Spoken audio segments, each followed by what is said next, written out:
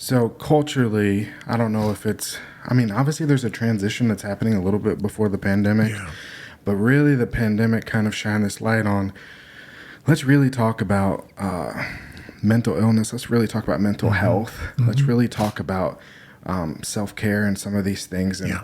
and looking out for each other. And so stepping out of that real aggressive pandemic, quarantine, isolation period, we had a lot of people that just weren't in a healthy place. Right. And we talk about it a lot, but I'm not sure that we really understand some of the things that are happening. I mean, I see every week, every month, I'm seeing, this person died and this person died and this person died and we lost another person, and, or drugs and suicide and Yeah. depression and extreme loneliness and frustration and sadness. And obviously this is these are things that you're really familiar with, but what's going on? Yeah, it's complex. Some of the things that I see, and I think the pandemic really kind of brought it into focus. It's been intriguing. Some things got a little better during the pandemic, but have kind of restarted, if you will. And I'm not remembering exactly about some of the suicide statistics, but with the way the society has gone, I cannot help but think one of the factors I think is isolation.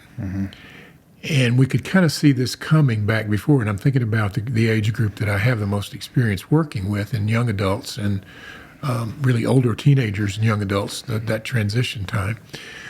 We saw this coming several years back, but when the question first began to be asked, with all of these devices, smartphones, computers, then smartphones, computers in your palm of your hand, the internet, all of the things that can come right through that one little screen, that social media, some of the influences of we talked about the old idea of 15 minutes of fame, and here you are trying to get that every time you go online with posting something.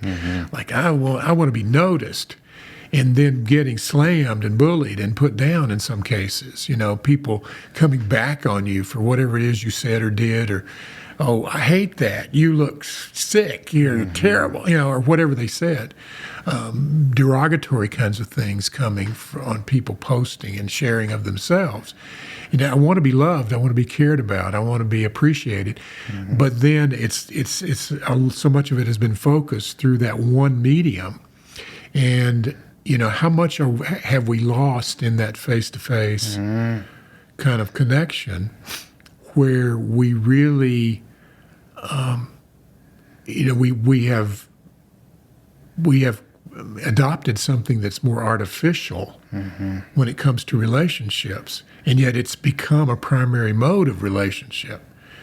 How many people out there who are literally married to each other because they met each other online?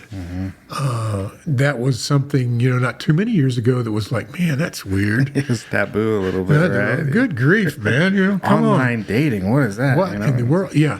But the isolation that's come. And I think there's something that really kind of shocking data, particularly with young men right now. And I saw a CNN report not too many weeks ago. One of the things that struck me was, out of a group of young men right now that were surveyed, only 13% said that they had any really close friends out of that whole survey. I believe that's correct. And I think it was 13% said, I have close friends. The isolation and young men not dating, not interacting with anyone, much less than young women. Now, how you say, well, say if all the men are, it's like in traditional heterosexual terms. Well, some of these young women are interacting more with other young women. I'm not judging or evaluating or anything. It's just the guys are receding You know, these young men are backing away from social interaction. And this is something I think we've been concerned about, ever since Dungeons and Dragons ever came out. Gotta be side by side.